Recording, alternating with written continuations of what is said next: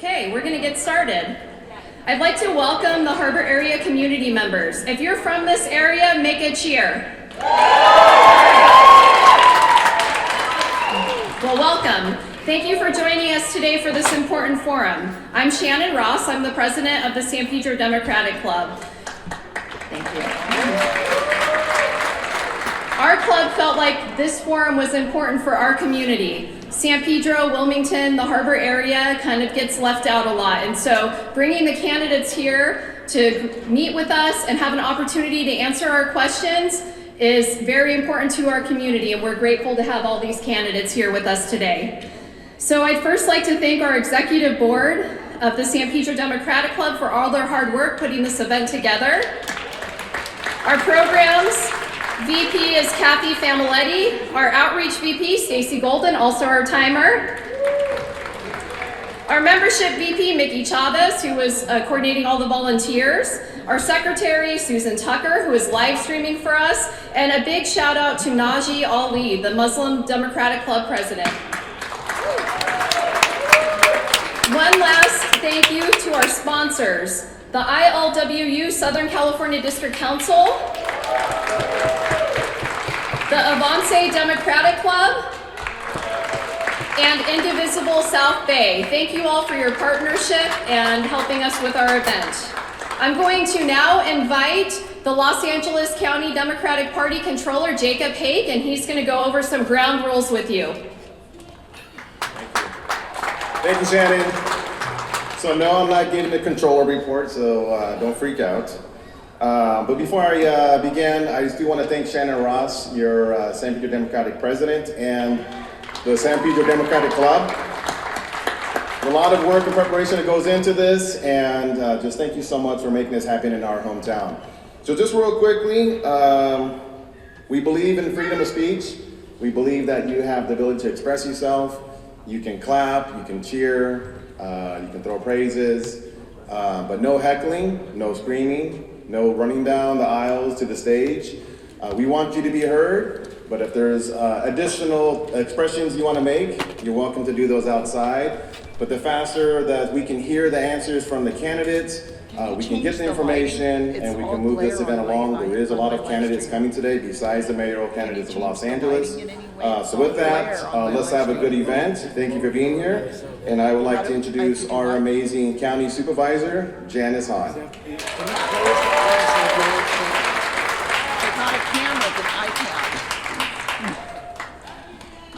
Love you back. I'm not running for anything yet. First, I would like to acknowledge the first peoples of this unceded land which we currently occupy.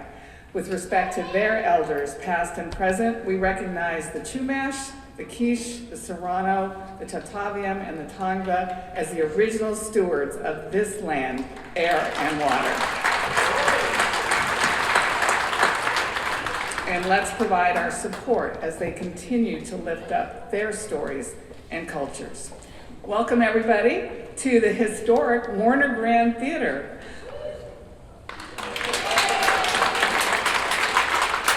Some of you are joining us from outside of San Pedro, so you might not be familiar with this theater and its history, but it's one of the many gems of our community here in San Pedro.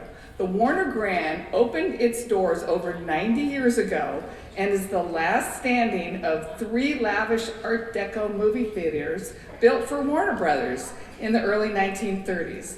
This community is proud of this theater, and it's where we hold great events like one that's coming up next weekend, the LA Harbor International Film Festival, which starts this Thursday. And this year's festival includes classic films like The Sound of Music, the original West Side Story. So if you can come back and join us, we would love it. And now for the real sharks and the jets. Not really, there's no bad blood here. Thank you to the San Pedro Democratic Club, the Muslim Democratic Club of Los Angeles and Long Beach for hosting this forum. This election year, there are big decisions in front of the voters who need to not only determine who the next mayors of Los Angeles and Long Beach will be, but also whether our current sheriff, Alex Villanueva should remain in office or if one of his challengers should replace him. Local politics, local government, they matter. And this is where the decisions are made that directly impact your lives and your neighborhoods. And the leaders you elect to these offices will have big challenges ahead of them. The mayors will need to chart Long Beach and LA's path forward, confronting the homeless crisis, the housing shortage. And they will need to reckon with post-pandemic economy and the new reality facing businesses and our workers alike. Whoever is elected sheriff will need a plan to address rising crime, deal with deputy gangs. Oh, I forgot I wasn't supposed to say deputy gangs. And rebuild the trust between the department and the community it serves. Luckily, there are candidates in each of these races who are capable, passionate, and ready to step up and take on this important work. This is a great opportunity today for these candidates to tell you more about what they stand for, what their plans are, and whether they can earn your vote. As someone who comes from a family that has had a family member in public office for the past 75 years straight,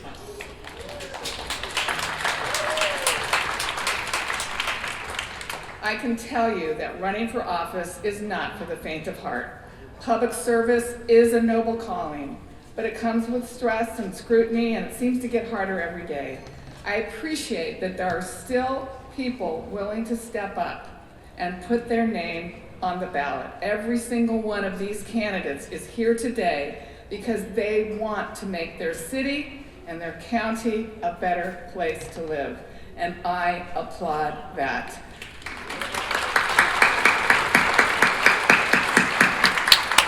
Thank you for taking time to be here, and thank you to the audience. I wish all of the candidates good luck.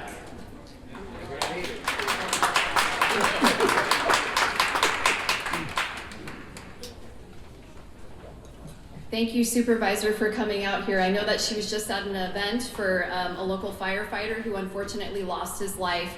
That's how our supervisor is. She's always putting herself out and helping others, so we're grateful to have you here today. Thank you. I'm going to move right along. We just have 3 more quick speakers. I'm going to welcome the San Pedro Democratic Club endorsed candidate for CD15, Tim McCosker. Tim, welcome. Thank you very much, Shannon. Really appreciate it. The supervisor, I never disagree with the supervisor, but she left out one important piece of history. 66 years ago, there was a young man working as an usher named Matt McCosker here at this theater. And the candy girl, they called them candy girls back then, was Patricia McCosker. And they fell in love right here in this theater and got married and have been married for over 65 years now. And so, but for this wonderful historic theater, I wouldn't be here. Let's hear it for the theater, I'm sure. So thank you very much. Welcome to everyone to the beautiful theater. Welcome to CD15. And please enjoy this democratic process today, brought to us by the Muslim Democratic Club and the San Pedro Democratic Club, and sponsored by our great friends. And as you go out, please shop and dine in the area. So thank you very much and enjoy.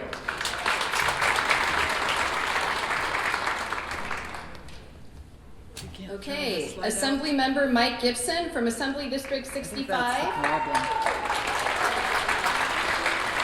Thank you very much, Shannon. First of all, I want to say I'm delighted to be here, and certainly thank each and every one of you, and also the San Pedro Democratic Club for wanting your endorsement of my re-election through redistricting.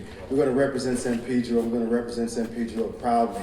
I want to just say that I was this morning with the John Fagler family, the firefighter who lost his life. And so I would ask that you would pray for his family. I met with his widow and other friends and firefighters. They stood to embrace her.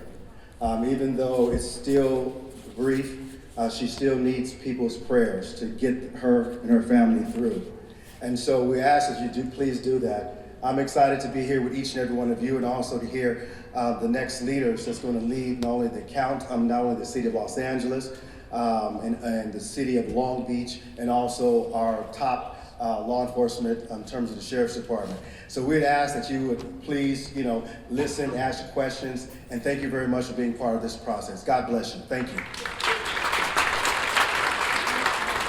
Thank you, candidates, for being patient. We have one more speaker, and that's Assemblymember Al Marsucci. Welcome, Al. All right, thank you very much. Good afternoon, San Pedro. You know, I want to join the chorus in thanking, first of all, Shannon Ross and the amazing San Pedro Democratic Club, along with ILWU and all the sponsors of today's event. Let's give it up for them. So, I'm Al Marsucci, and I have had the privilege of representing the South Bay from Gardena down through Palos Verdes for 8 years now. Thank you. But with redistricting, I am looking forward to earning the privilege to represent part of San Pedro. Now, I know that, you know, just in my arriving this morning, I had several people telling me, oh, what an awful decision it was to split San Pedro in 2 assembly districts. Well, I'm asking you to look on the bright side of things. If all goes well, myself and Mike Gibson, you will have not 1, but 2 assembly members fighting for Pedro. So anyway, all right. I know Pedro's a tough crowd.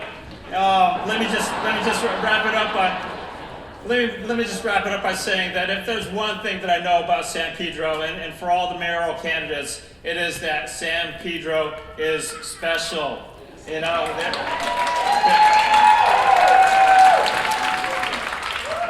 we know all the great neighborhoods of Los Angeles, but San Pedro, there's the Pedro pride.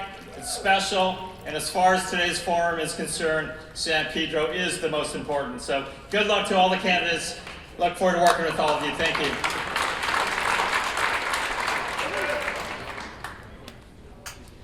Thank you all for joining us today. We're going to move right along, and I'm just going to welcome our candidates. We're going to give you each a 2-minute opening, and you will have 2 minutes to answer each of your questions. The speaker, I can't see down there. There's a microphone right here, I think, and that's where the speaker's going to go. I will call their name up, and I will call out who's going to answer the question first. We'll rotate in random order, and you will have 2 minutes to speak to answer that question. So I would just like to welcome Congresswoman Karen Bass, if you want to go ahead and... Good afternoon, San Pedro. You can hear me. Good afternoon. I am running for mayor because we are facing a public health and a public safety emergency, a crisis. I remember the earthquake. We came together, the city came together, and practically overnight, we fixed freeways, we housed people, because we didn't let anything stand in our way. And that's the spirit that we need to have now, so 1,500 people don't die on our streets like they did in 2020. Many different times in my life, I have faced problems. And instead of running away from problems, I've run to problems. And maybe that's because for a number of years, I worked at LA County Emergency Room. And on a daily basis, I had to face life and death emergencies. In 1990, we had a crisis in the city. Homicides were off the chart. People were addicted to crack cocaine. There was gang violence. And I ran toward that crisis in South Central and started an organization to address it. Later, I was elected to the Assembly. I served as the Speaker of the House. And during the time I was Speaker, we faced the worst economic crisis since the Great Depression. I brought together Democrats and Republicans, and we closed a $40 billion deficit. In Congress, I was elected to chair the Congressional Black Caucus, and I brought together the Black Caucus, Latino Caucus, Asian Pacific Islander, and Native American Caucus, and we fought and won billions of dollars to address COVID, and especially the disproportionate way COVID was impacting communities of color. Millions of those dollars came to Los Angeles, and it provided resources for rental assistance, for Project Home Key, Room Key, and also to purchase tiny homes. And once again, I am running toward a crisis, the crisis of 40,000 people unhoused in our city. We have to come together, Los Angeles. We cannot afford to have a city where Angelenos, both housed and unhoused, do not feel safe. I know that we can address this problem together, and that's why I'm running for mayor. Thank you. Thank you, Congressmember Bass. Okay, we are going to move right along to Los Angeles City Council member Joe Buscaino. Thank you. Thank you so much. It's great to be home. It is great to be home. I welcome my colleagues to our hometown here in the harbor area, home of the hardest working people in all of Los Angeles. And let me tell you, these folks, many of you move our goods. 40% of the goods come from the Port of Los Angeles. And these are men and women who are more efficient than machines. Let me say, I'm here with family and friends. I was brought up in a household that taught me the importance, like many of you, the importance of faith, of family, of service. I don't come from the political class. In fact, I proudly pinned that badge for 15 years, responding to 911 calls. No one on this stage knows the importance of responding to an emergency. No one on the stage knows the importance of public safety than myself. And these last 10 years, this is a district that actually elected their own community police officer, who had trust in their own community police officer to get things done. And I encourage you to select a candidate based on what the actions and what he or she has done, not on fancy words or fancy bills. And over the course of these last 10 years, we have a proven track record, proven leadership that ended in results.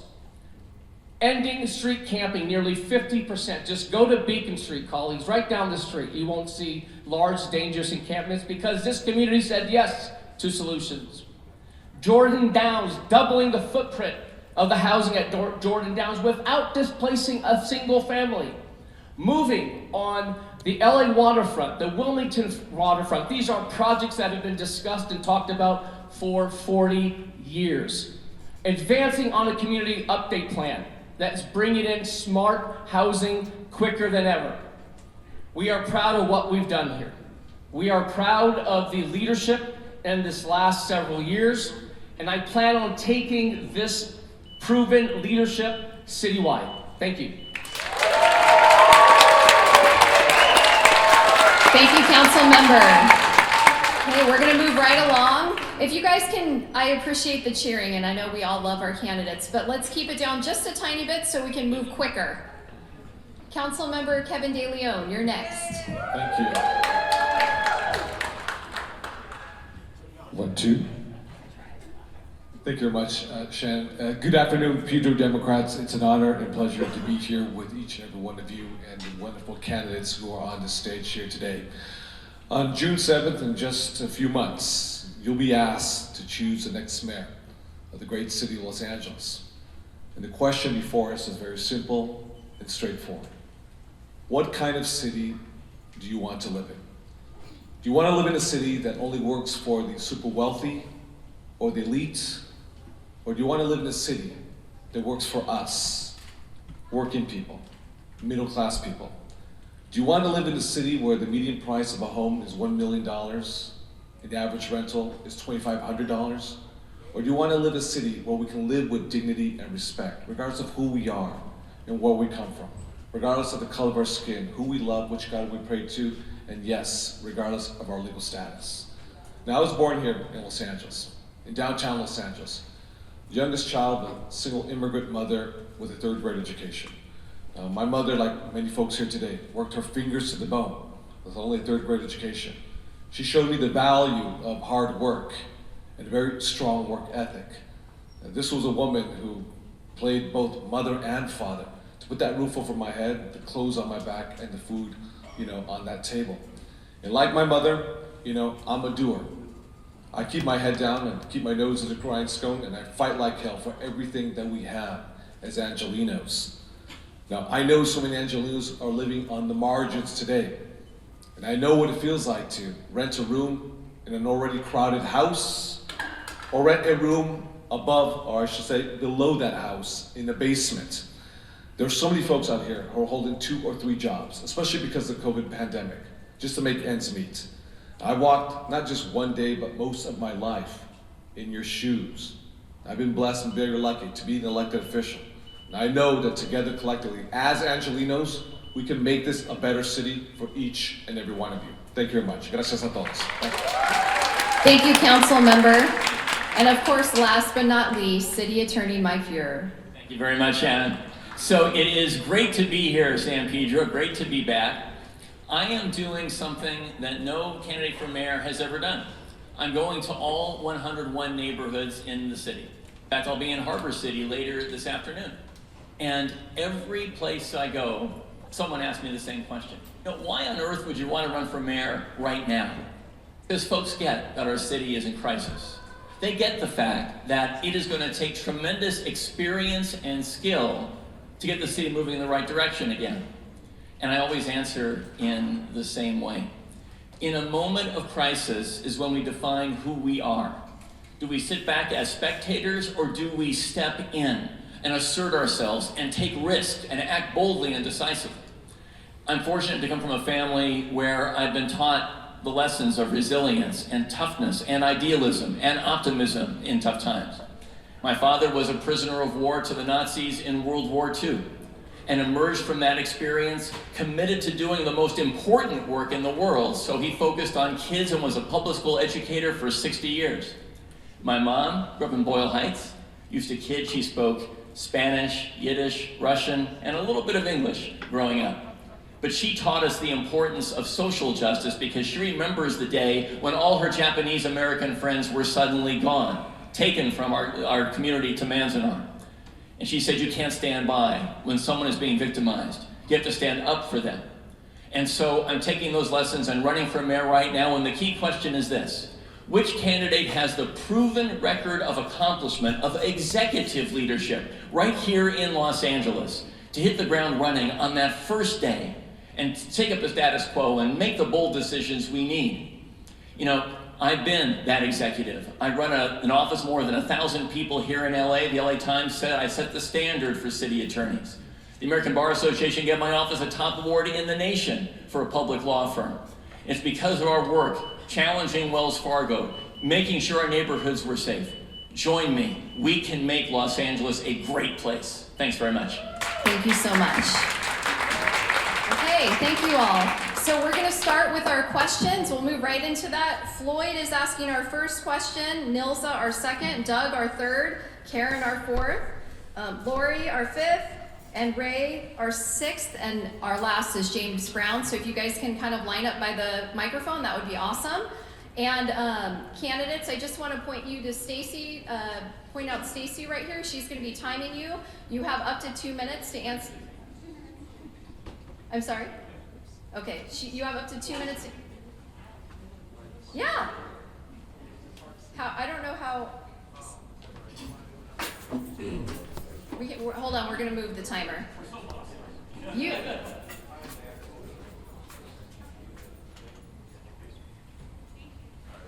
got it, Najee? Perfect. Okay. All right.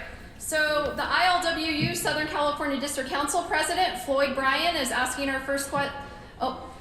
David Ross Jr. is asking our first question from the Southern California District Council. Go ahead, David. Thank you, Shannon. Good afternoon. This unprecedented opportunity for growth and expansion at our ports has been hampered by policymakers that aren't always qualified to address this crisis.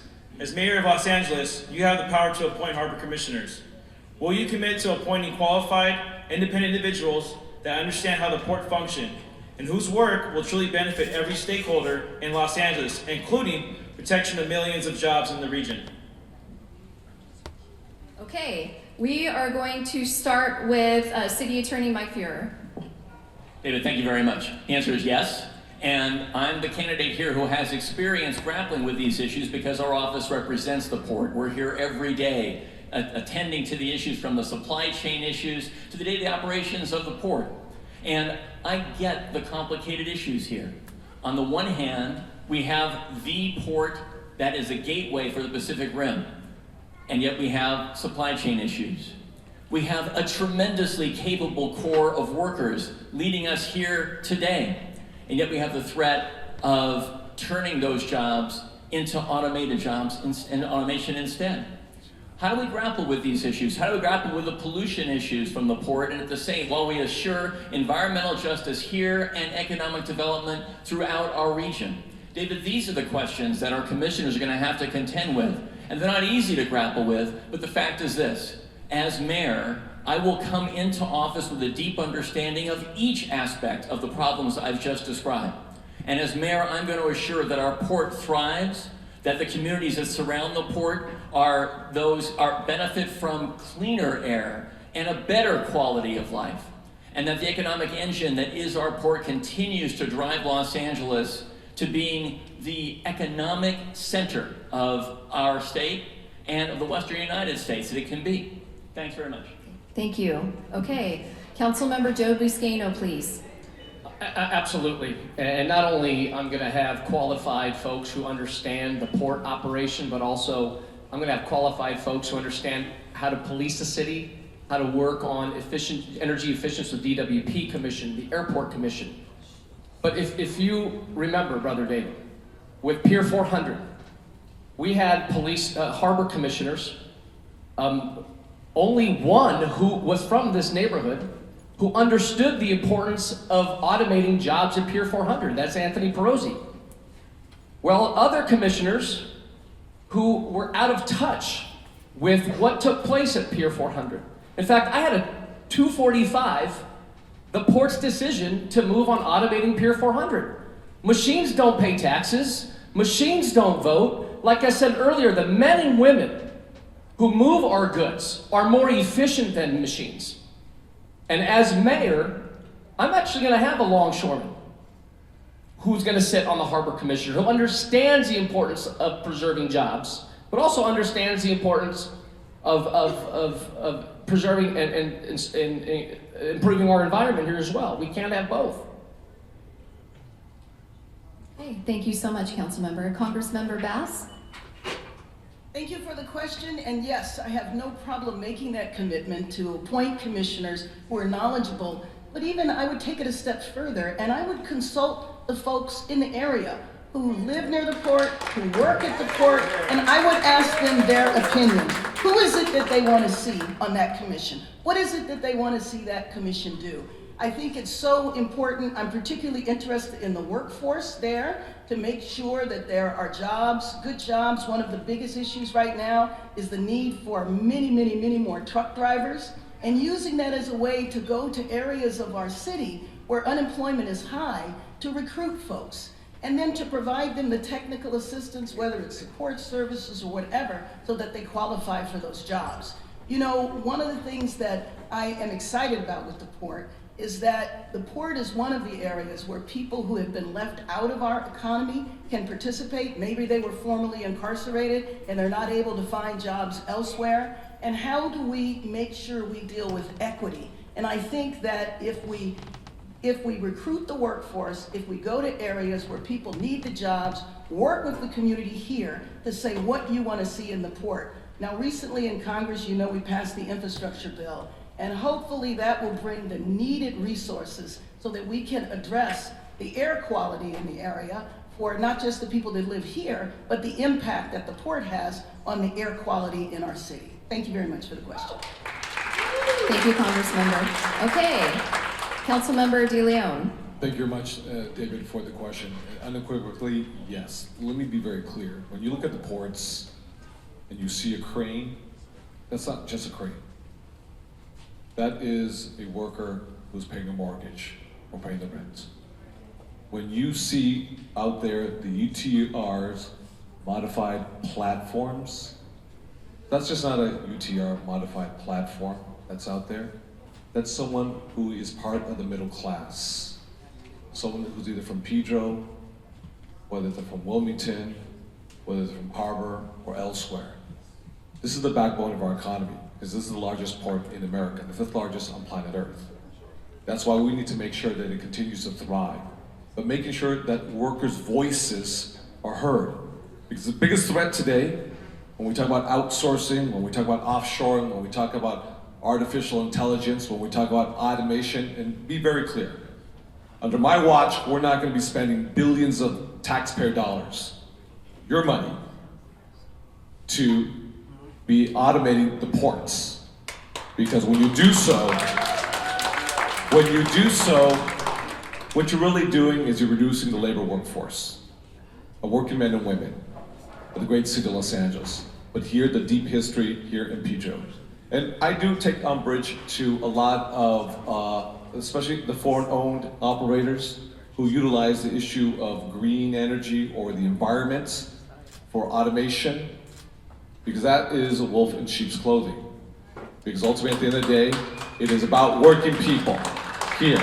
Because, and I know we all agree together, we all agree, that you can actually have a very thriving economy. You can have a bustling port. Right now, we're 24/7 here. We're 24/7 here, especially with all the backlogs. But we can also clean up our air at the same time. And I'm sure if we get to that, we'll talk about that a little more. But we can do it here, and we can do it in Pedro. Thank you. Okay, thank you, council member. Our next question is coming from Avance Democratic Club President Nilza Serrano. Good afternoon. My name is Nilza Serrano. I am the president of the largest Latino Democratic Club in the county.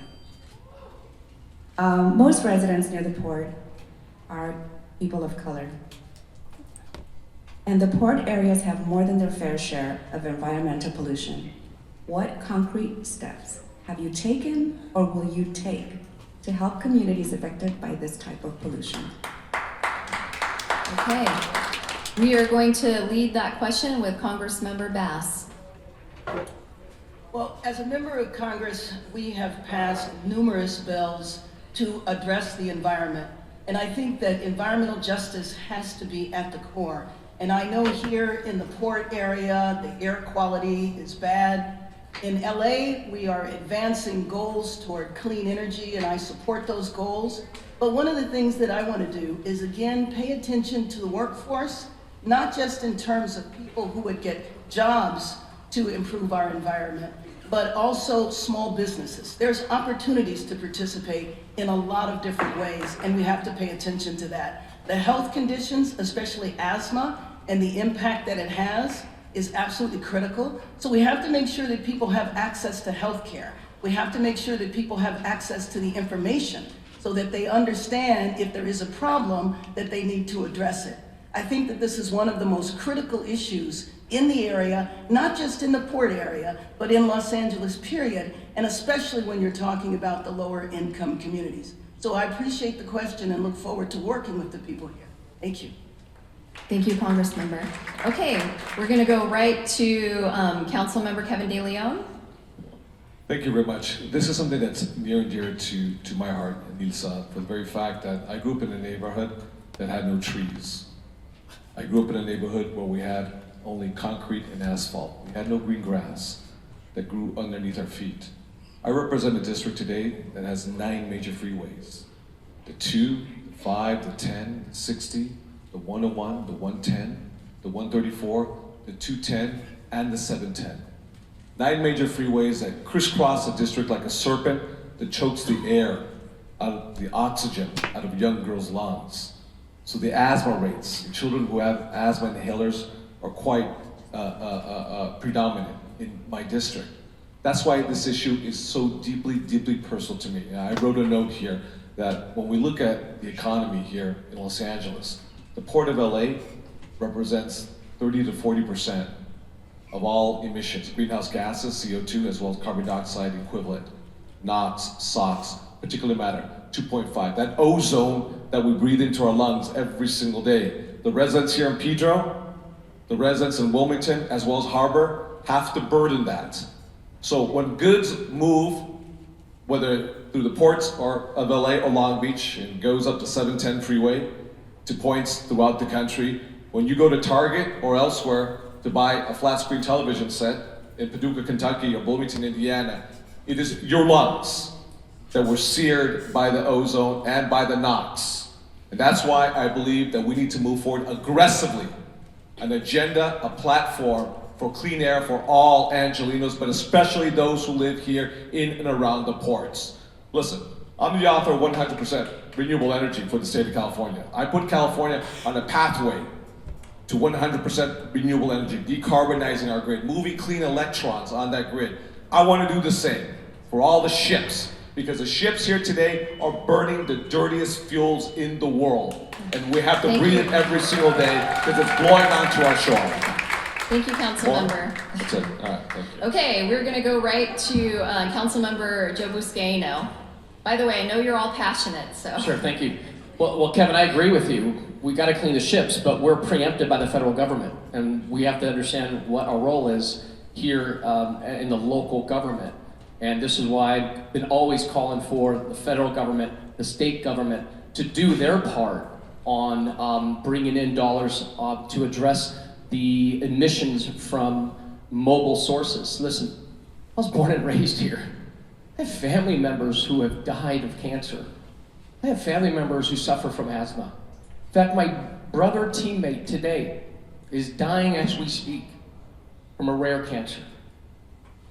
I understand this issue. This is why I, even as a local elected official, been on the forefront of making sure that we do all we can to lower emissions. In 2016, we approved a Cleaner Action Plan, and as mayor, we're going to aggressively implement that plan. And as an AQMD board member, as chair of the technology committee, I advanced nearly $1 billion in green technologies. But we can't do this alone. Let's be real about this issue. The Port of Los Angeles has reduced emissions 85%, NOx and SOx. I have family here who are longshoremen. They can attest to and testify that over 10 years ago, but when they came back from working a shift down at the docks, they would come home filled with soot. That's not the case today. We've made our progress and successes, however, we're not done yet. But we can't do this with the flip of a switch. Because again, the bread and butter of the working family here in the port area are the dock workers. And we can do both. As mayor, I'm gonna do all I can to preserve and protect your longshore jobs. And that's a way forward to ensure that we have both an efficient port, a clean port moving forward. Okay. Thank you, council member. Okay, City Attorney Mike Fuhrer, you're next. Thank you, Shannon. Thank you, Nilsa, for your question. So I go back a long time on these issues here in San Pedro. When I was on the city council in the 1990s, I was the leader on focusing on petroleum coke, which was leaving dust and ashes on people's cars here, trying to make sure that that was no longer a threat. Now, as city attorney, I have an environmental justice unit, and I have led that unit to focus on issues like illegal dumping right here in this community, which scars our neighborhoods and pollutes our streets. Now, as to the port in particular, there are a number of steps we can and need to be taking. We need to be accelerating the pace of transforming the trucks that come in out of the port to being clean trucks. We have a program, we should speed it up. I want to be sure that when the ships come in, that they do connect and are electrified as opposed to relying on diesel fuel, which spews incredibly toxic substances into our air. I want to be sure that as mayor, we focus on getting some of these ships to be using cleaner fuel, because the fuel they use can be transformed. It's more expensive now than it should be, but it's going to be coming down. If demand were to increase, we can be a source of that demand for cleaner fuel. We can take all these steps while at the same time assuring that the port remains that economic engine that we're talking about. But I'm really concerned about environmental justice issues and the disparity between the air that people breathe here and what they might breathe on the west side of Los Angeles, for example. It's not right. I'm very concerned about those issues I mentioned earlier about dumping on the streets that affect people's health and safety right here in San Pedro. I'm very concerned about that layer of dust that arises, that ends up on people's cars and their front lawns, because people are breathing that. So as mayor, because I have a depth of understanding of each of these issues, I'm going to be sure that my appointees' priorities reflect tackling these issues. You can be sure that as mayor, I'm going to take every step within my executive authority as mayor to be sure that this community doesn't bear the brunt of environmental injustice, even as it fuels our economic action throughout the city. Thanks, Nilsa, very much. Thank you so much. Okay, we're actually going to call up Marcel Ross, who may or may not be my husband. He's an ILWU Local 94 member, and he serves on the PAC for his union. Go ahead. Good afternoon. Councilmember De Leon, I heard you touch on sheep's and wool clothing with the automation disguised as green. Where do you guys fall on public funds to automate our terminals? And where are you fully aware that those green machines can be made to be operated by humans? The answer is where I stand. I think I mentioned Marcel a few moments ago. I would not use, as the chief executive of the second largest city in America, any tax dollars, public tax dollars utilized for these foreign companies at our ports, at our docks. Bottom line is this: we're not going to be outsourcing, offshoring our jobs. We're not going to be automating our jobs. Because they're human beings. These are middle-class folks here. These are folks who work their fingers to the bone. These are folks who pay a mortgage. These are folks who take their kids to Little League, to the soccer fields. These are folks who are part of Pedro, we're part of the life of who we are as Angelinos. They're part of the middle class. This is about economic security, not economic insecurity. Utilizing technology, like I said, to advance so-called higher and better efficiencies. And what goads me as well too is everyone knows here, that you're not going to find a bigger environmentalist than me statewide or nationwide when these private companies, especially the foreign companies, are utilizing automation, as the front to move. They use environmentalism, if you will, as the front to move towards automation. Listen. That is just, like I said a few moments ago, that is a wolf in sheep's clothing. They're trying to decimate, the rank and file members here. I'm not going to stand up for it because this is about economic security and making sure we actually grow our middle class, not shrink our middle class. Because what we saw with COVID-19 is the rich got richer and the poor got poorer. And we saw epicenters throughout the great city of LA where we had the highest high infections and mortality rates, devastate our communities. We're not going to devastate our longshore workers here in the city of Los Angeles, not if I am the great leader of the great city of Los Angeles. Thank you very much. Okay. Thank you, Council Member. Okay, City Attorney Mike Fuhrer. I think I can pretty concisely state this, Marcel. You said something that I think is at the essence of the point. You can have clean technology that's operated by people, right? That was your point, and it's right. And I don't know how much more elaboration we need to make on that point. It's a clear and simple commitment, and I'm making that commitment to you today. Thanks for the question. Thank you. Actually, part of my question is, where do you fall on public funds to pay for those machines? Oh, no, so I think that public funding should be going toward machinery, tasks that enable us to be both a clean economy and preserve jobs. So I don't want to see public funding go to equipment that displaces jobs here. I want to see public funding going to a process where we can have both clean technology and work, and have our employees continue to be able to be that sort of foundation for the middle class here that we need. I think I guess ourselves, if I were to cut through it, I'd say it's a false choice at the end of the day to think that on the one hand we have to have a clean environment or a community that dignifies our workers. We can have both at the same time. You're going to hear throughout the debate today, I think there are a lot of false choices that we have around public safety, around homelessness and so on. And I think we need a mayor who can identify that common ground. And that's what you get with me. Thanks very much. Thank you, City Attorney. Okay, we are going to go to Council Member Joe Buscaino. I appreciate the responses, but let me bring it down to the ground level on what's happening on the street here. Almost every holiday party, we talk about this at my home. Marcel, Brother Jerry, Brother Donnie, sister-in-law Anna, we talk about the future of their work. And under my watch, we are not going to use public funds that will eliminate jobs at our port. We will use public funds to bring in the green technology, that my own brothers and sisters will operate. Let me also bring it down to the ground level. Any of these folks here, as much as I respect them, were they marching with you when we were vetoing that automated permit? I was the only one here on stage with you because I see you, I get you. You are related to me. And let's talk about the future of work.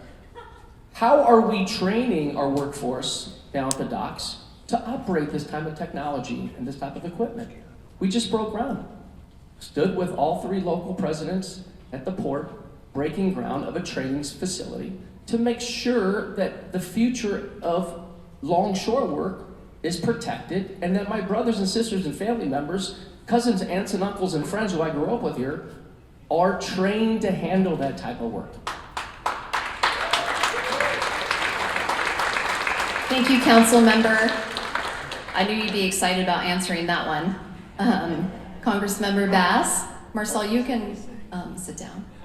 Go ahead. I think we know who runs things in the House, right?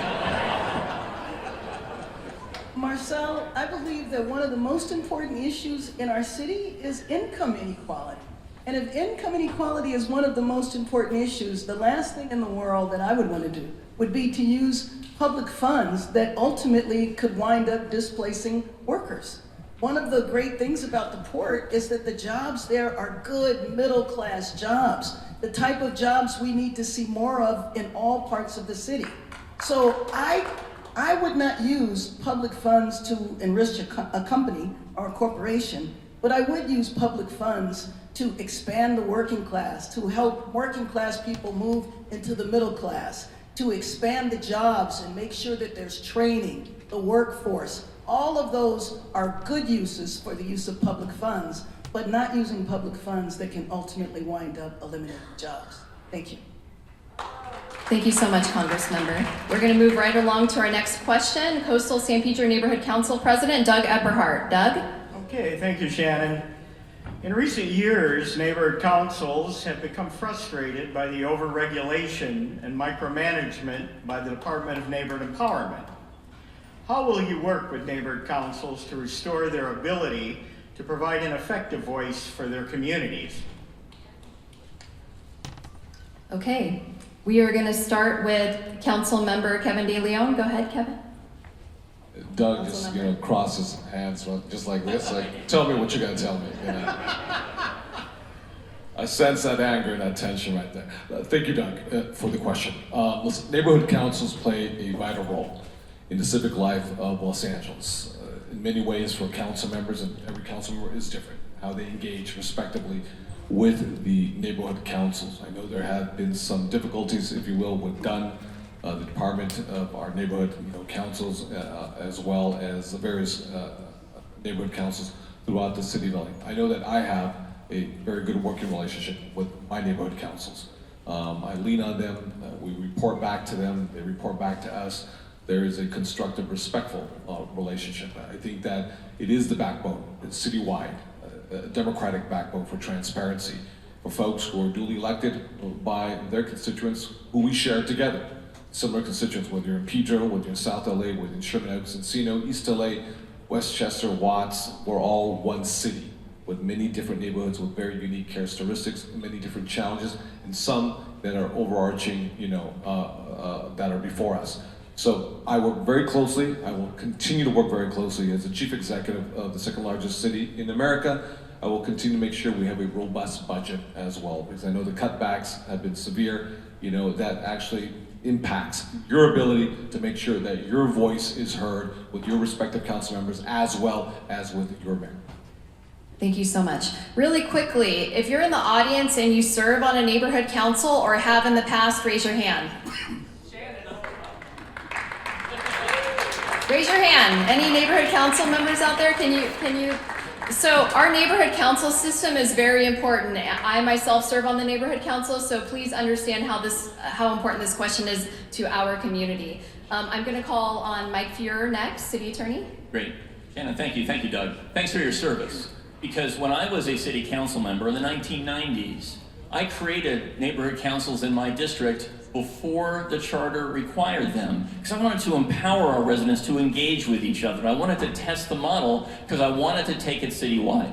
And then, Doug, I introduced charter reform in the city council and fought for a charter that would require the creation of this network of neighborhood councils.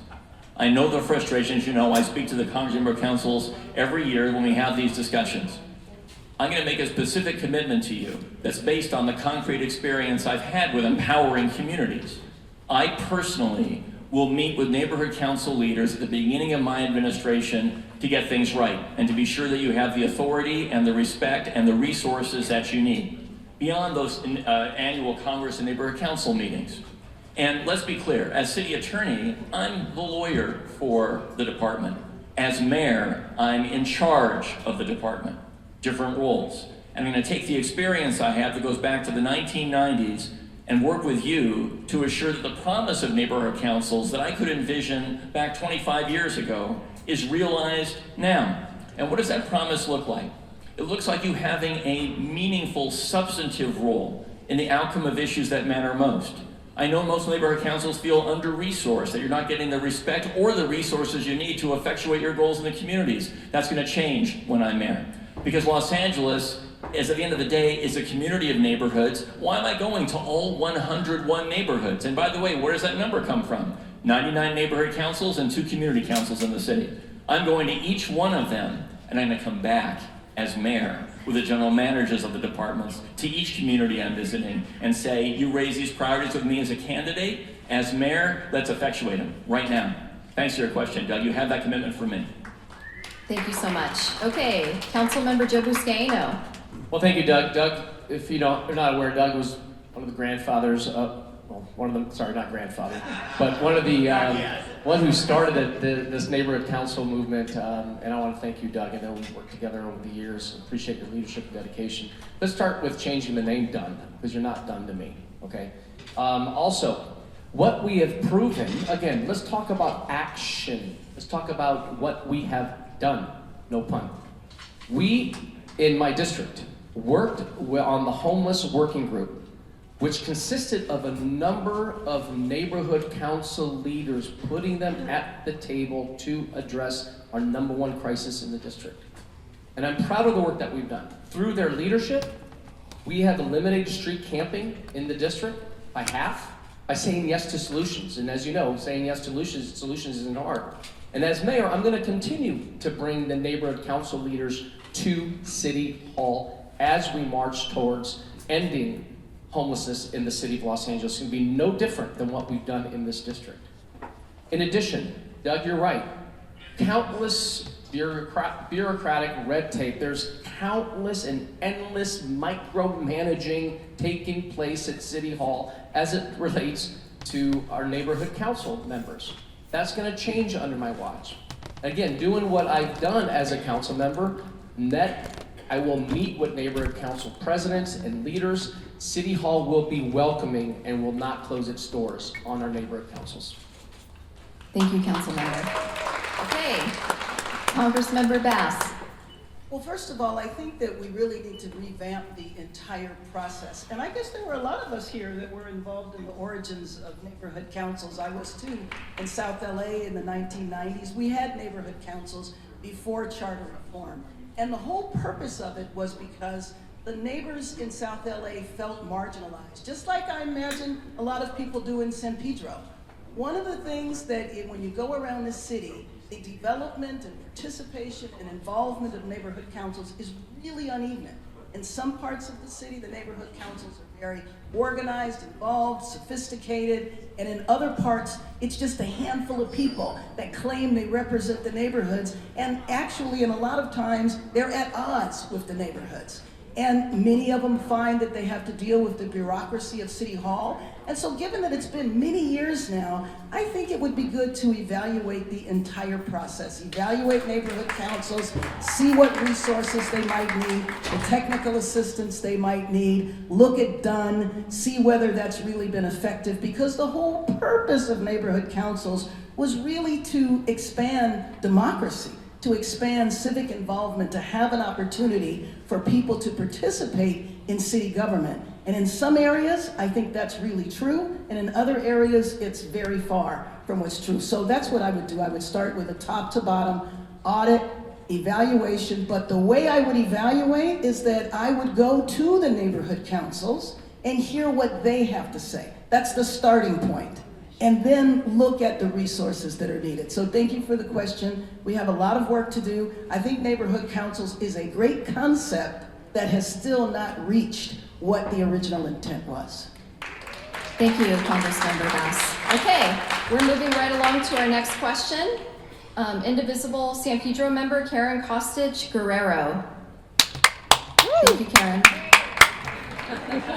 The local kid. Okay.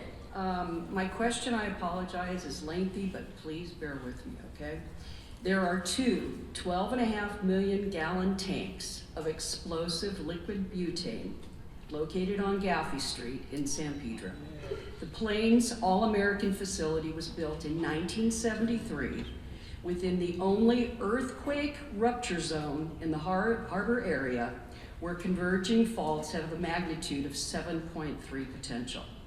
The butane tanks are within 1,000 feet of pre-existing homes and schools, with more than 600 homes under construction within a mile. The facility is on soil designated by the U.S. Geological Survey as landslide area and surrounded by areas designated as liquefaction. The butane is made at a refinery, then it's piped an additional 7 miles to the Plains facility, avoiding strict refinery storage rules and insurance costs. In 2018, site owner Plains was found guilty of 9 criminal charges for what Attorney General Xavier Becerra called reckless behavior in a major pipeline spill in Santa Barbara County. Shockingly, each of the butane tanks has a blast radius of more than 3 miles. A major accident would devastate both San Pedro, or LA, and Long Beach ports. The Department of Homeland Security identifies the facility as a Tier 1 soft target of terrorism. If elected, will you prioritize shutting this facility, removing what one of the country's leading disaster risk experts, Professor Emeritus Bob B. of UC Berkeley, has warned contains one of the most ripe, catastrophic potentials in America? Thank you, Karen. That question is very long, so hopefully you guys got Summarize, the gist. we want the tanks gone, okay? Okay, we're going to start with Congressmember Bass. Well, what you just said scares me half to death. It's very scary. But I don't want to say what I would do if I have the honor of being elected mayor. I think one of the things that I bring to this table is the fact that I am still in Congress the rest of this year. I'd like to follow up with you and get your name and information now. I'm going back to DC tomorrow. I would like to raise this with the EPA and the DOJ because at least now we have an administration that will actually pay attention and cares about the environment and cares about the danger that has. So please, I know that there's Your members of my... colleagues, Barragan and Liu, are very aware of this. Okay, all right. Well, then I will go back and talk to them immediately, and we can go together. I serve on the Judiciary Committee. I have to deal directly with the Department of Justice. I think this is something that we need to move on immediately. So even though Barragan and Liu might have the information, I want your information too. Thank you, Congressmember And my Bass. question was long because not everybody here, other than Councilmember Buscaino, is closely related to this. Right.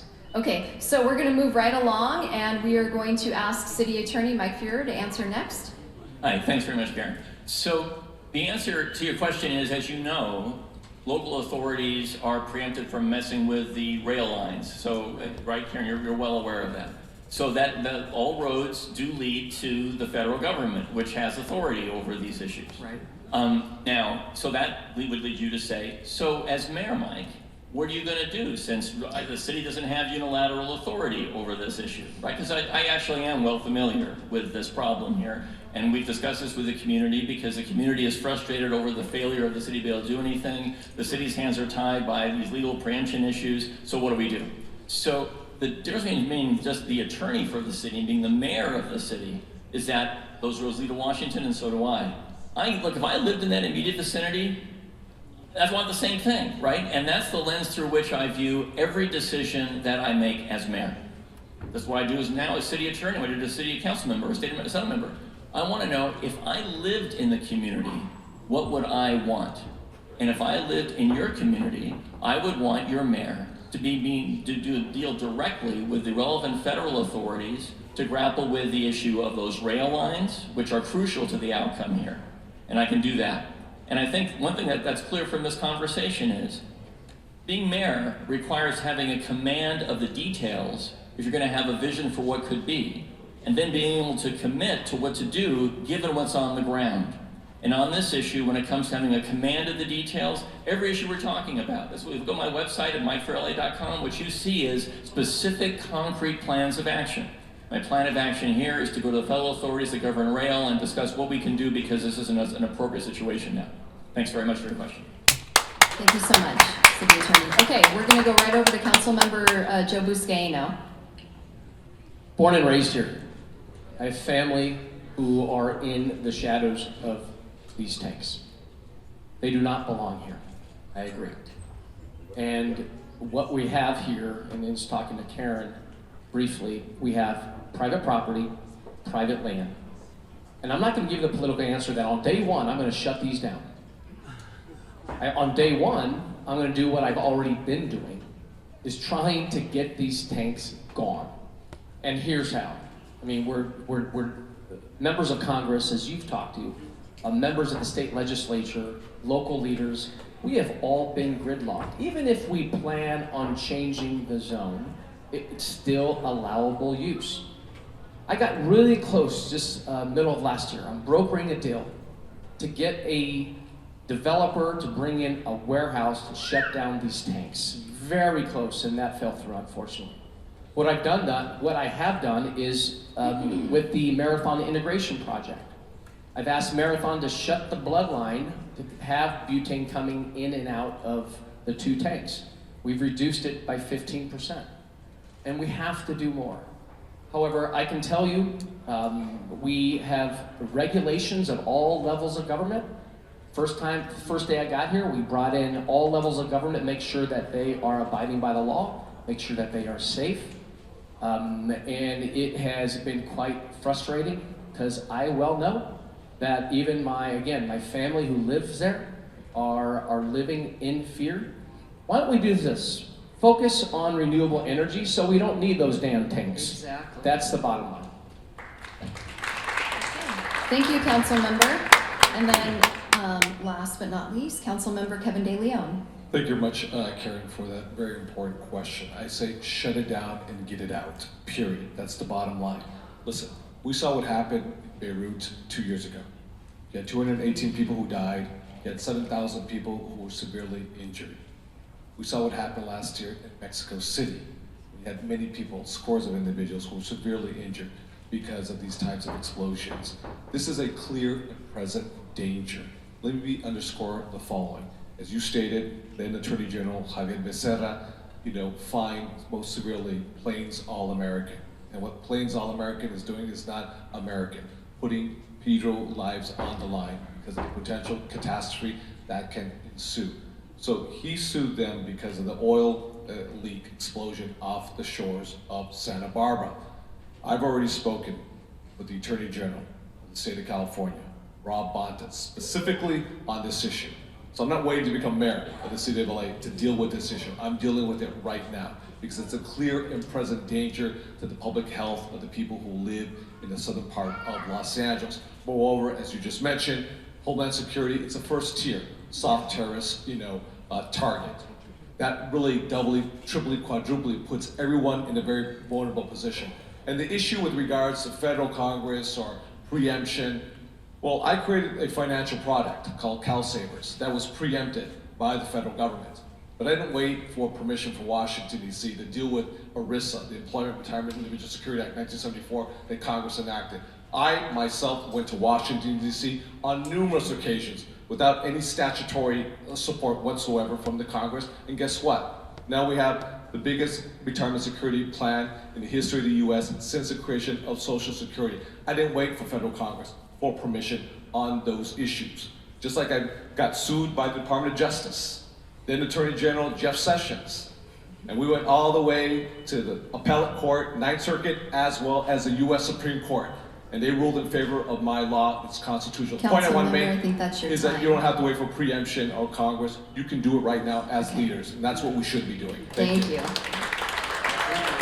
Okay, our next question is coming from Northwest San Pedro Neighborhood Council Homeless Liaison, Lori Jacobs. Thank you, Shannon. Good afternoon, candidates. I'm honored to be here. My question's a little shorter, but equally important. In the long term, housing is a huge solution to homelessness, not shelter. While interim options can be incredibly valuable, the lack of affordable, accessible housing options is the main problem. What immediate and new steps will you take to increase the availability of low-rent housing across the city of Los Angeles? Thank you so much, Lori. Okay, we are going to start with Councilmember De Leon. Thank you very much, Lori, for that very important question. It's the biggest humanitarian, crisis of our lifetime today. Listen, I know what housing insecurity feels like because I've been housing insecure for a great portion of my life. I know what it feels like to be homeless because I experienced homelessness in my early 20s when I slept on friends' couches, when I slept in my car, as well as on the office that I worked at for 2 years, that nonprofit organization. So I know what it feels like. This is the biggest humanitarian crisis, again, in our lifetime. The issue to deal with, and you're right, we have short-term interim housing, whether it's tiny homes, whether it's room key, home key specifically, to get them off the streets now so they don't die on the streets. But what is the long-term solution to put that roof over their head? Whether it's permanent supportive housing with the wraparound services, or perhaps folks who are experiencing homelessness who may not need as intensive type of services, but they need access through master leasing through an apartment, or adaptive reuse, purchasing a building outright and converting it into permanent housing, just like what I've done in 2 hotels in El Sereno. The issue with LA is that we have a housing affordability crisis, not a housing crisis. We have an affordability crisis, because we have 70,000 vacancies right now in the city of LA. We have 70,000 vacancies. Any of you can go out there and rent an apartment right now, if you can afford it. If you can afford it. And the vast majority of Evangelinos cannot afford it. We have all those vacancies. Our RENA goals are 450,000 specifically. Roughly about half of it has to be affordable housing for everyday Angelinos to be able to afford to live in the city that they work in, the city that they grew up in, the city that they love. Bottom line, you gotta mandate inclusionary housing. Because if you don't mandate very low income, and middle income, the free market does not correct the inequities that exist today. For the past decade, I've just been on the council for 1 year and a few months, and I can't understand why there was no inclusionary that was included in terms of mandating, because a free market does not correct the inequities that exist today. Member, thank you so much. Sorry to cut you off. Trying to keep our time. No problem, Shannon. Okay, Councilmember Joe Buscaino, you're next. Thank you. Thank you. I'm so excited that you guys are here actually in San Pedro, which is a proven model on what to do on housing. We well know that we have a supply issue. And within this radius, I would say about a mile and a half, you're gonna see actually action. Proven leadership. We said yes to housing at all income levels. You'll see up the street, on 6th Street, supportive housing, affordable housing. On 9th Street, you got workforce housing being built right now. On 5th Street, you also have affordable housing. Down the street here, we just broke ground with Janice at the courthouse property. Market rate housing, 20% set aside for affordable. You also down at Holland Partners, right down the street. You have housing at all income levels.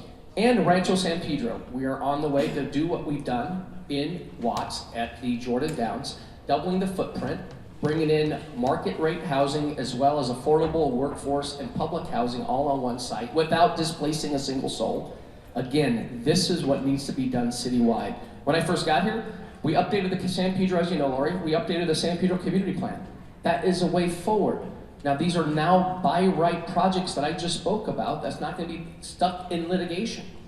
Lastly, as mayor, immediately, I'm going to put all the decision makers under one room, under one department, create a development services department that have building and safety, planning, fire department, as well as engineering, all under one department so we can fast track and streamline these projects. Because like Kevin said, we need 500,000 units that need to be built by 2028 or 2029. And that's the way forward. Again, base your decisions on who you're going to elect as mayor on what we have done, and we're proud of the leadership that we've displayed. We need these update the community safety community plans throughout the city and have the resources quickly to move on these updates. Thank you, Councilmember. Okay, Congressmember Bass.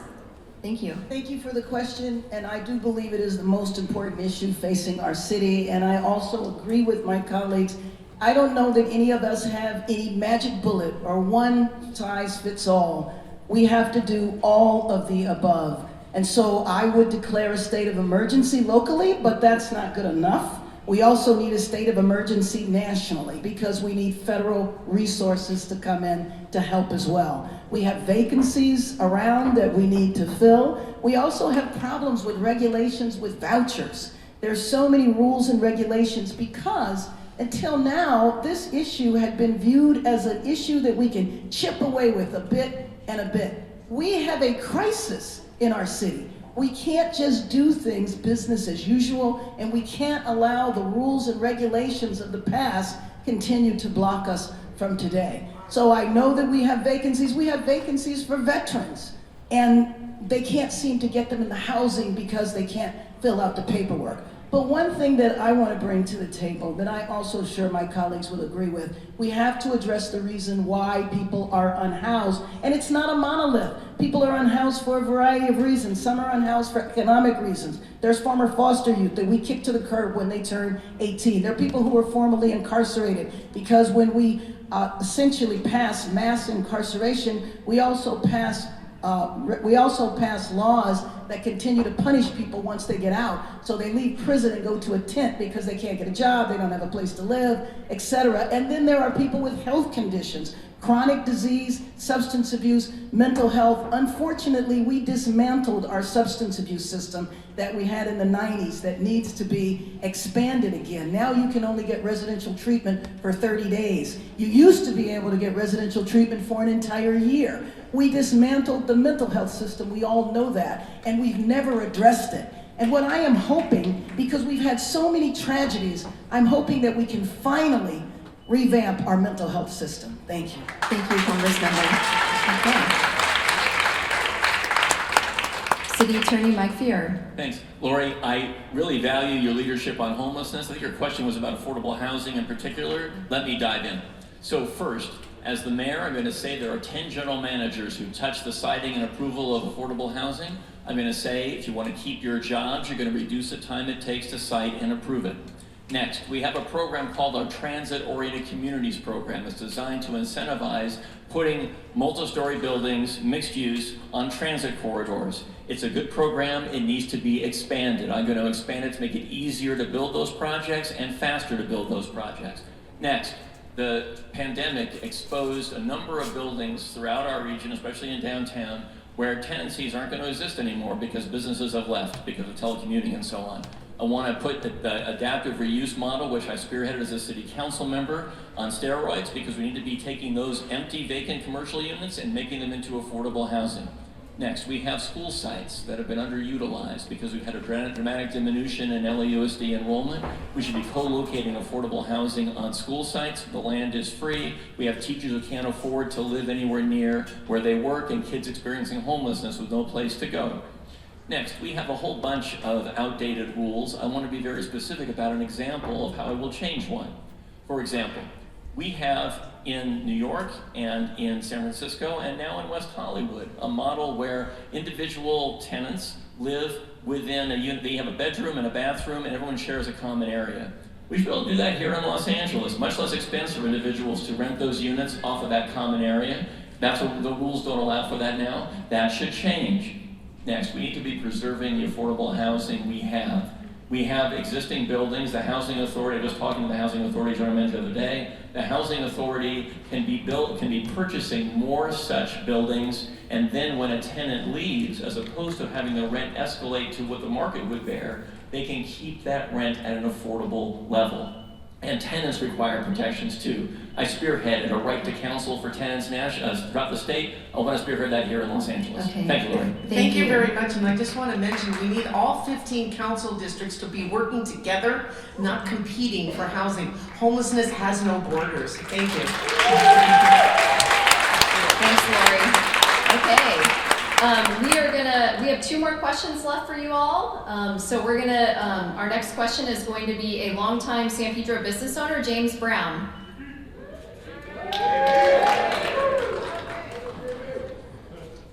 Hey, good afternoon. It's becoming increasingly more challenging to run a small business here in the city of Los Angeles. The minimum wage is due for another increase to $16.04 this July, which is a good thing. A lot of people don't know that affects workers' comp and payroll taxes. A lot of small business owners like myself are struggling with these ongoing increases in every part of our operations. What, if any, type of relief or assistance could you offer as mayor to help us stay afloat, and in my instance of 49 staff members, keep them all employed? Okay, thank you, James. Okay, we are going to start with Councilmember Joe Buscaino. Well, the best fries in Los Angeles are the Gaffey Street Fives, so make sure you go visit JB down at Bruco after this. JB, you know, when I first was elected, I heard loud and clear from the businesses in my district. We got rid of many of the parking meters. We actually we lowered parking meter costs in San Pedro. I have been a friend of businesses here throughout my last 10 years, but I can only do so much as a council member. I feel that we are down here in an island. We have more business-friendly cities. A business does not have to pay gross receipts tax or lower gross receipts tax if you're in Carson, Torrance, Lomita, Long Beach, RPV, and we lose a competitive edge. My plan as mayor is to either phase out or get rid of the gross receipts tax, because I know it's a hindrance on small businesses. Our small businesses are the backbone of our local economy. I get it, and I've been responsive. Just look what happened during COVID. I knew that we had to expand our outdoor, expand the footprint of our local restaurants. We had a proven model that's now going citywide is our outdoor dining platforms. That was a lifeline to our businesses here in San Pedro. We're now actually moving on Avalon in Wilmington and now going citywide.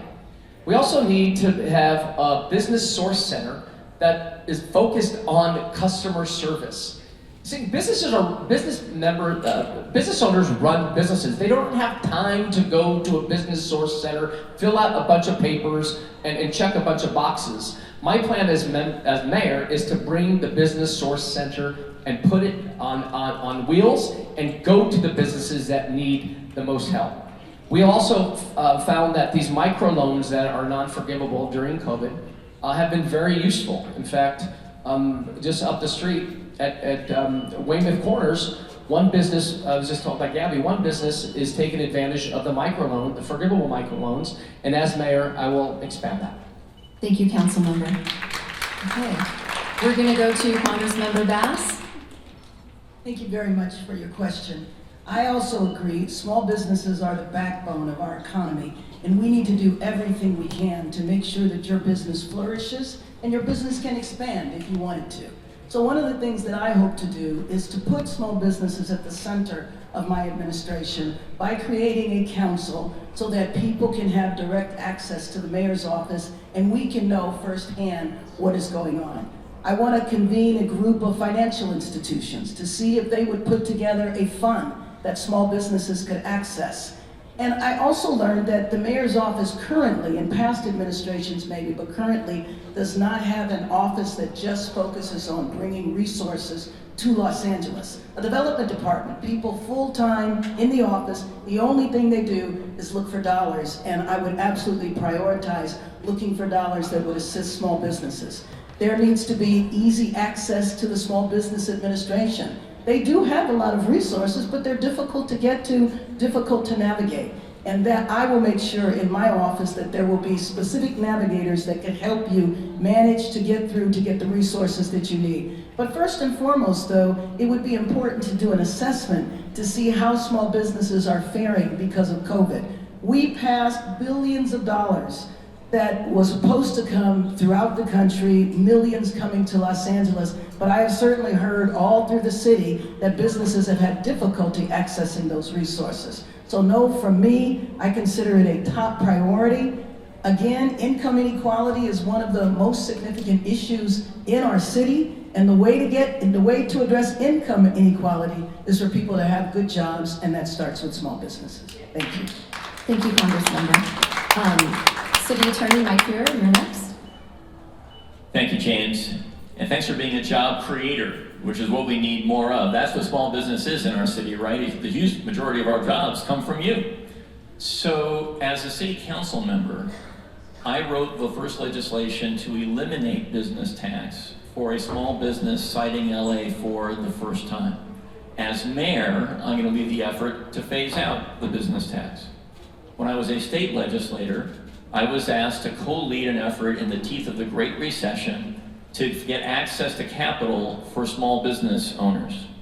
As mayor, I'm going to create a deputy mayor whose only job is small business, to focus on being a one-stop source of information to small business, to focus on access to capital, and to focus on making sure the rules were clear. James, in the teeth of the pandemic, I held a series of virtual town halls with small business owners. I wish I had you be part of that. I heard in each of those conversations the same thing. I asked, what do you need most from the city? And every time somebody said, you're the first person to ask. And then they went through the list. We need clarity and consistency. We need to be hooked up with other small business owners who have jobs, run programs like mine, so I can learn from them as to how to do better and access to capital and so on. So I'm going to be leading that effort. Next, we need to have an economic development and job creation team, a cabinet that's going throughout Los Angeles, identifying the most important economic strategies for the future. I'm going to have that in place as well. And I want to talk for a second about the green economy too, in a way that goes beyond your question a little bit, James. I've been very specific about the things you've asked about. But also, I'm going to hold a green economy summit that focuses on connecting not only businesses to the future of our city, which is going to be in many ways directed toward that green economy, but also hooking us up with federal resources that ought to be connecting us and helping us lift up our small business community when it comes to the green economy, and creating jobs for people in underserved communities. Thank you so much. All these things. Thank you, James, very much. Okay. We have one last Councilmember Kevin De Leon. You're up. Thank you much. Thank you much, JB. Let me underscore and emphasize, highlight, italicize, bold, if you will, how important you are. You are a lifeline to the city of LA. This is the reason why. The federal government has a printing press. It's in the basement of the Treasury, so they can print money all they want and run ongoing debts. The state of California, which 3 of us were part of the California State Legislature, we have the ability to do capital gains taxes, PIT, personal income tax. That's why in the state of California, you have ongoing surplus dollars right now, even during the height of the global pandemic. At a local government level, small businesses, such as the one that you lead, hotels, and property taxes. These are the 3 main pillars of stream of revenue into the general fund at City Hall that funds the city as we move forward. 2 of those pillars were eviscerated. Small businesses and hotels, tax receipts, because hotels were shut down, there was no tourism, there was no business travel. Restaurants were closed down because of an edict from LA County Public Health Department because of the COVID-19. So 2 out of 3 were completely eviscerated. That's why we have to change the culture that's within the City Hall, where somehow, some way, it goes out of its way to make life harder for you and small business throughout the city. That's why it's about economic security, because if you do well, if you expand your payroll as a result, then we do well as a city. If you don't do well as a city, then guess what? We're not going to do well. And that's when we're starting negotiating cutbacks and layoffs and so forth, their services and programs, parks, maintenance, sanitation, and so forth. That's why we had to make sure that you are absolutely successful. That does actually start with changing the culture. Karen just mentioned a few moments ago, simple things like loans from, low interest loans from SBA. They go out of the way to make it much more cumbersome and much more difficult to just interpret what you have to submit right there. So we'll make it much better for you as well as other small business throughout the city of LA. Thank you. Thank you, JB. Thank you, James. Okay, our last question, and then each candidate will have 1 minute to do a closing and we'll take a break, is coming from recently retired Human Services Administrator with the Los Angeles County Human Relations Commission, Ray Regalado. Welcome, Ray. Thank you. I just want to say real quickly, good afternoon.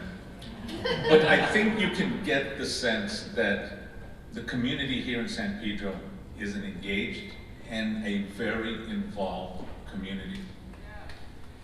Based on that premise, here is my question.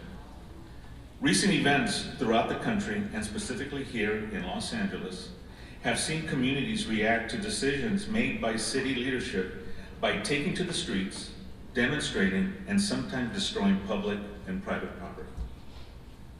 It is apparent that community members are asking to be able to participate in how their communities and neighborhoods are governed and policed.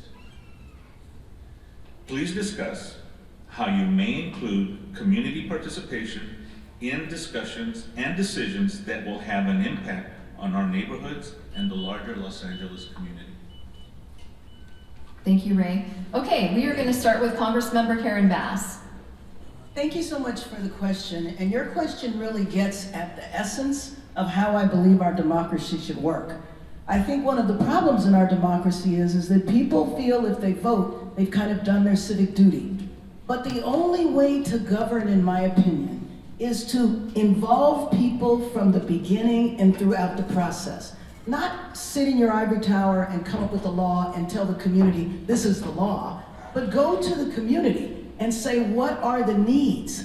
Come along with me as I write the legislation, as I move to implement the legislation. That's the way our democracy should work.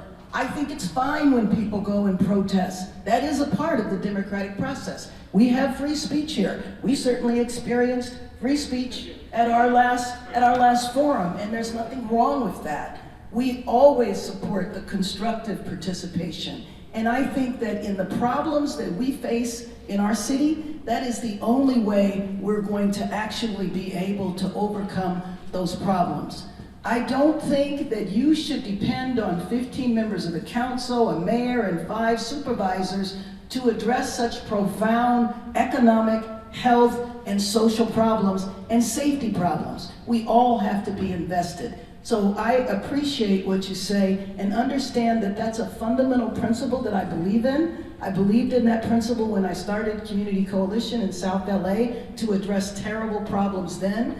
When I was in the state legislature and even in Congress, that is the way I go about leading. So it's hard, a congressional district is very big. What I do is I have in-person town halls pre-COVID. We don't do that so much anymore. I look forward to getting back to that. But then I do telephone town halls and call 100,000 people and thousands of them get on the phone so they can talk directly to me.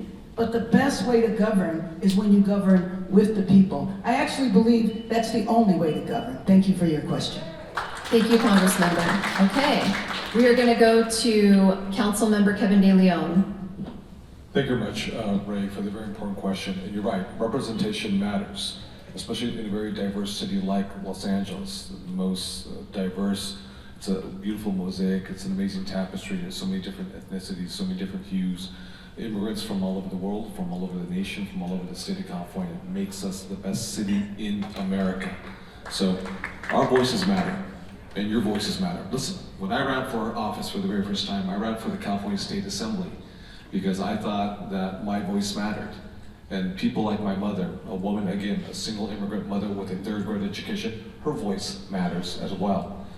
When I ran for state assembly, I had never been elected to anything in my entire life. I was not school board president, I wasn't ASB president, I wasn't class president, I wasn't college Democratic president, I was zero, zilch, nada, I ran for the state assembly and I was very fortunate enough, to win.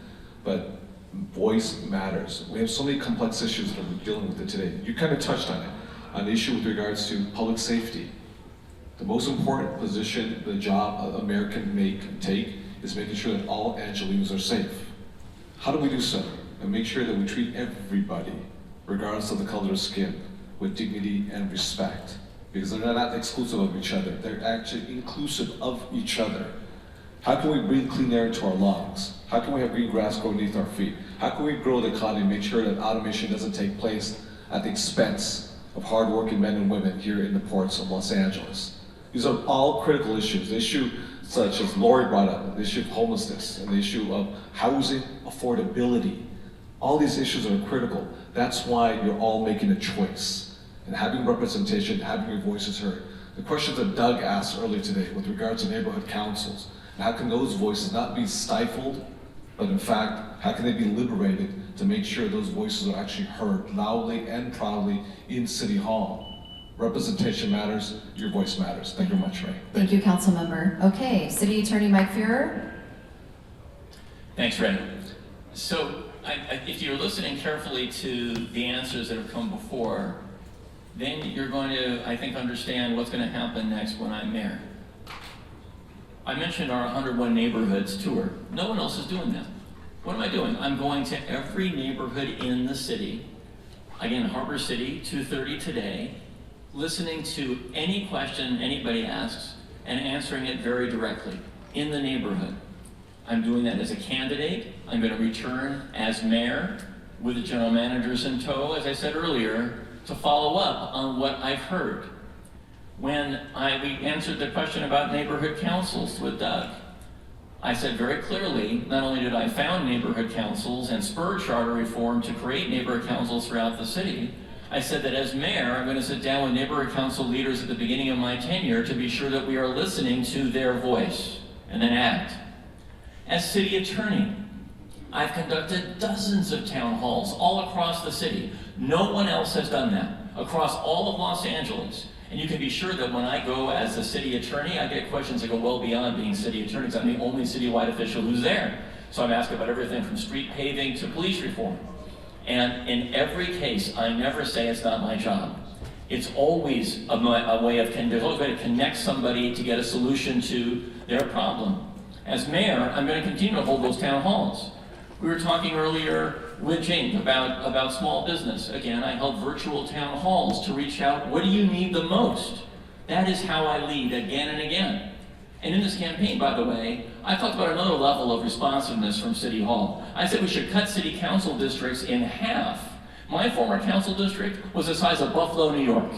We should cut council districts in half to create much more close relationships between people in communities throughout LA and those who represent them, making it a more responsive and accountable, and by the way, a more diverse city government. Thanks very much, Ray, for your question. Thank you so much. And last but not least, Councilmember Joe Buscaino. Thanks, Shannon. One of the first actions I'll take on day one is to appoint a deputy mayor of civic engagement. And that is a commitment that's going to be made from my administration, so that that deputy mayor is going to be on the ground and be my direct report to what's happening on the ground level, and actually be responsible and be accessible to hear the issues facing our city. Let's talk about dialogue and engagement, right? Now, my mom and dad who are here, God bless them, immigrants from Italy. They're blessed to be in this city, in this country. They raised me and my sisters to be vocal and stand for what's right, but do so by being respectful and by not breaking the law. Jay and I are teaching our kids the same way. Now, we can't have measurable outcomes, collaborative outcomes, when folks are disruptive. We saw that in 2020 during the civil unrest. We had business members here in San Pedro trying to protect their own businesses who they worked their tails off. I can tell you, if you are going to come to the city, we'll listen to you. But the minute you're going to burn buildings down and loot, you will be held accountable and we will shut it down. That's not the way to be heard. That's not the way to be heard. Just tell the businesses on Melrose, 78 businesses. They were terrorized on Melrose. I met with those businesses. I will be a mayor. We will be a city that's going to welcome our diverse opinions, but be respectful and not break the law. Thank you, Councilmember. Okay. I just want to give them a round of applause for joining us today. Thank you for being here. Thank you to all the volunteers. And really quickly, before they do their 1 minute each, I just want to thank the staff here at the Warner Grand. Give them a big round of applause, because believe me, I've called them 45 times in a day, every single day this week. And they've been amazing when we had to make security changes and updates, and the staff here at the Warner Grand all deserve raises. I'm just letting you know in advance. Okay, we're going to start with our closing statements. Congress Member Karen Bass. Thank you so much for giving me the opportunity to be here in San Pedro, in Joe's town. I've enjoyed the opportunity to dialogue with you, and let me just say that I want to serve as your mayor because I have spent the good part of my life building coalitions and collaborations across race, class, ideology, geography, to address the most difficult problems in our city, and that is what we are facing now. I appreciate the person that raised the issue of the city and the county. We have got to bridge the city and the county. We have got to work together. How can we address a public health and a public safety crisis if we have government right here in our city that won't talk to each other? I appreciate Ray talking about the fact that people need to participate in our democracy. That is the only way that we will be able to solve our problems. If it's an issue of public safety, I want to start a community safety process where we go to all of the different neighborhoods in the city. I want to serve as your mayor and bring the city together. I know we can address our problems. Thank you so much. Thank you so much, Congressmember. Okay, we're going to go over to Los Angeles City Council Member Kevin De Leon. Thank you very much. It was an honor to be here in Pedro with each and every one of you, and I know what we all want is within reach. Do we want a city that only works for the super wealthy or the elites? Or once again, do we want a city that works for people like us? Working people, middle-class people, people who will actually make the city go. The janitors, the airport workers, the hotel workers, the small business owners. They're the folks who are actually the backbone of this economy in the great city of Los Angeles. I know we can accomplish great things together. Housing affordability, getting folks off the street with a sense of urgency, putting a roof over their head, and treating them with dignity and respect. We can have safe neighborhoods, as well as treat everyone, regardless of the color of skin, with respect and dignity. We can make sure that we can breathe clean air into our lungs and have our children have green grass grow underneath our feet. This is an inflection point in our nation's history.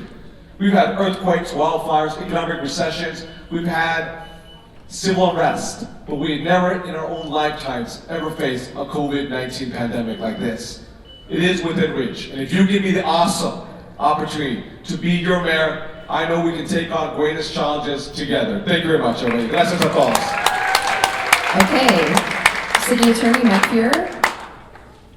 Hey, thanks very much. This has been great. I'm going to conclude where we started. The key question for voters at a moment of crisis right now, not a usual moment in the city, for everything from homelessness and affordable housing to public safety, the key question is, who has the proven executive experience here in LA to shake things up, to shake up the status quo on the first day? I've been a legislator. I wrote the law that said that kids with pre-existing conditions have to have health care. Their insurers can't turn them down. I've written most of the city's toughest laws on gun violence. I'm an author of the Homeowners Bill of Rights. But to be a legislator is not the same thing as to be an executive. A legislator has a vote. An executive has to manage a city with vision and then roll up their sleeves and get the job done. I mentioned earlier that I've won top awards for my office in the nation for succeeding that way. And that's what differentiates my opponents from me when it comes right down to it. Is that with me you have a proven track record of executive leadership that distinguishes me at a moment in the city when we don't have a moment to waste. This is a moment for urgency and intensity and bringing our city together. We imagine what we can do together. Thanks very much. So much. Okay. Last but not least, our very own City Council Member, Joe Buscaino. Thank you. I've been an executive serving 275,000 people in this council district, and what a blessing it's been. The city's at a crossroads. Do we want a city of more mayhem and chaos? Or do you want a city that embraces public safety and puts public safety first and restores your quality of life? I'm the only candidate on the stage who understands and knows the importance of local government. I have never left this city. 30 years dedicated. My wife and I are raising our kids here. My family who's here today have never left this city. We love this city. But when family members come up to me and say, Joe, we should consider leaving Los Angeles because they're afraid and they're tired of the mayhem and the chaos happening in our streets, it breaks my heart. This is why I'm giving up my last term to run for mayor, because there's so much on the line. When we talk about actions, today I hope I've shared with you the actions that we have taken to improve the quality of life, and now we're going to take this citywide. Thank you so much. All right. Again, I'd just like to say thank you to all of our candidates for coming all the way down to San Pedro today.